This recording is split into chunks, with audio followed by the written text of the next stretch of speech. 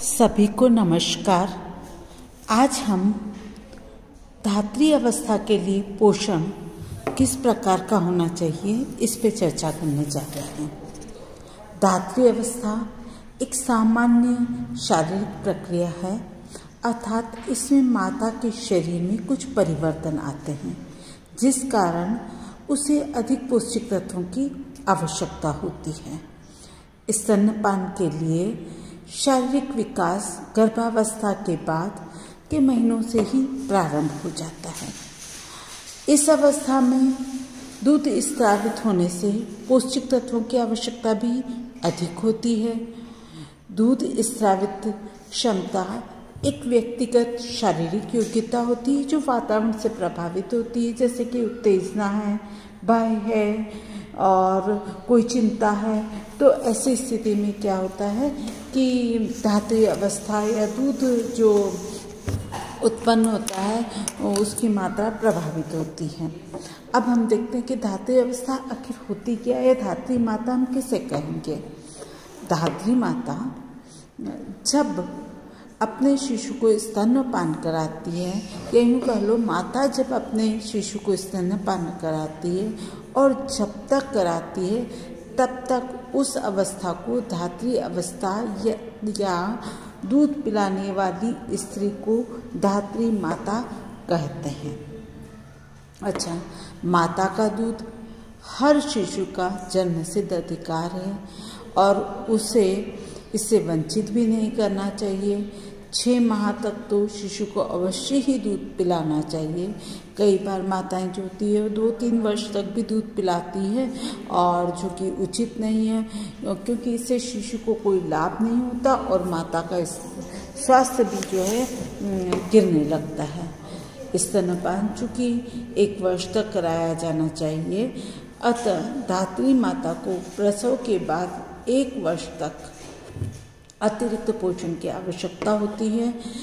स्तनपान काल में माता के भोजन का हमें उचित ध्यान रखना चाहिए, अन्यथा इसका प्रभाव दूध के स्रवण पर भी पड़ता है। अच्छा, अब मैं आपको बताना चाहूँगी कि स्तनपान कराने से माता को क्या फ़ायदा होता है और स्तनपान कराने से शिशु को क्या फ़ायदा होता है। अपन सबसे पहले माता के फ़ायदे को देखते हैं। तो स्तनपान कराने से माँ को एक तो मानसिक संतुष्टि मिलती है, खुशी मिलती है। वह शिशु को अपनी गोद में लेकर स्तनपान कराती है तो वो आनंद विभोर हो जाती है। फिर है कि माता और शिशु के बीच में भावनात्मक संबंध मजबूत बनता है। माता के दिल में शिशु के प्रति प्यार उमड़ता है। फिर स्तनपान कराने वाली माताएं देर से गर्भवती होती है, क्योंकि स्तनपान प्रक्रिया एक प्राकृतिक गर्भ निरोधक विधि की तरह कार्य करती है। यदि माताएं लंबे समय तक शिशु को स्तनपान कराती है तो देर से गर्भवती होती है। स्तनपान से गर्भाशय अपनी पूर्व आकृति को शीघ्रता से प्राप्त कर लेता है, क्योंकि इस क्रिया में गर्भाशय की जो पेशियां होती है उसका संकुचन उचित ढंग से होता है। फिर यूँ कह लो कि माँ को दूध पिलाने के लिए पैसा भी नहीं खर्च करना पड़ता है और माता जब चाहे तब अपने शिशु को स्तनपान करा सकती है। तो ये सारे फायदे माँ को होते हैं और माता को इससे बहुत संतुष्टि मिलती है। परंतु स्तनपान कराने से बच्चे को भी बहुत या शिशु को भी बहुत फ़ायदे होते हैं, या यूँ कह लो कि advantage of breast feeding for infant. तो सबसे पहले तो माँ का दूध बच्चे के लिए बहुत सुपाच्य होता है। शिशु के जबड़ों को व्यायाम भी मिलता है। शिशु को संक्रामक होने की स्थिति कम होती है और उसकी वृद्धि और विकास जो होता है लगातार होता रहता है। माँ के स्तनों से प्रारंभ में 2 दिनों तक गाढ़ा जो पीला रंग का पदार्थ निकलता है जिसे हम कोलेस्ट्रम कहते हैं, इसमें खनिज लवण, वसा, प्रोटीन का अनुपात अधिक होता है और ये कोलेस्ट्रॉल बच्चे के पोषण के लिए बहुत ज़रूरी होता है, क्योंकि इसमें सभी पौष्टिक तत्व उपस्थित होते हैं और जो कि शिशु के पोषण में सहयोग भी देते हैं। इतना ही नहीं, पाचन शक्ति को भी बढ़ाते हैं तथा शिशु में रोग प्रतिरोधक क्षमता भी बढ़ाते हैं। माता का शिशु जो है वो माँ का अगर दूध पीता है तो बच्चा बहुत हष्ट-पुष्ट और स्वस्थ होता है। स्तनपान से शिशु के आंतों में एक विशेष प्रकार के जंतुओं की वृद्धि होती है जो विटामिन बी कॉम्प्लेक्स का निर्माण करते हैं और ये विटामिन बी कॉम्प्लेक्स जो है भोजन के अवशोषण में मदद करता है। अच्छा, शिशु के पाचन तंत्र के अनुसार माता का दूध का संगठन होता है। प्रारंभ में ये पतला होता है, परंतु शिशु का पाचन तंत्र उस समय अपरिपक्व होता है, किंतु जैसे जैसे शिशु की शरीर परिपक्वता की ओर जाता है, दूध का रासायनिक संगठन एवं स्वरूप भी बदल जाता है। मतलब प्रारंभ में पतला होता है ताकि शिशु आसानी से पचा ले, परंतु जैसे जैसे उसका शरीर परिपक्व होता है, इसके संगठन में क्या हो जाता है, परिवर्तन हो जाता है। माँ का दूध हर मौसम में उचित तापक्रम पर प्राप्त होता है।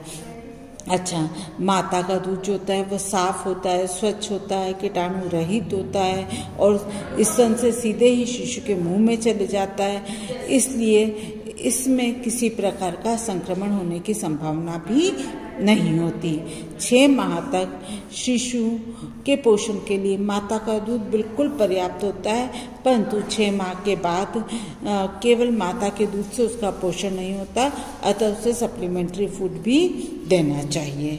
भारतीय परिस्थितियों में शिशु के जन्म के 6 माह तक माता के स्तनों से 400 से 800 मिलीलीटर दूध स्रावित होता है, परंतु बाद में क्या होता है, इसकी मात्रा कम होने लगती है और एक स्वस्थ माता जो संतुलित और पौष्टिक आहार ग्रहण करती है उसके स्तनों से 600 से 700 मिलीलीटर दूध रोज निकलता है। धीरे धीरे ये दूध की मात्रा कम होने लगती है। शिशु के 1 वर्ष के होते होते ये जो मात्रा होती है वह 400 से 500 मिलीलीटर ही दूध स्रावित हो पाता है और 2-3 वर्ष के बाद अपने आप दूध निकलना कम हो जाता है।